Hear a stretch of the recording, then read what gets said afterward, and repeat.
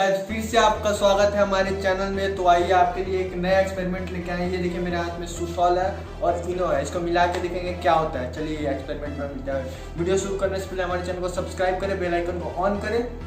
चलिए वीडियो में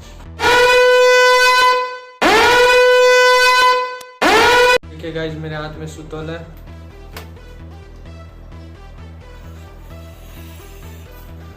तो इसको पहले कटोरी में लेंगे।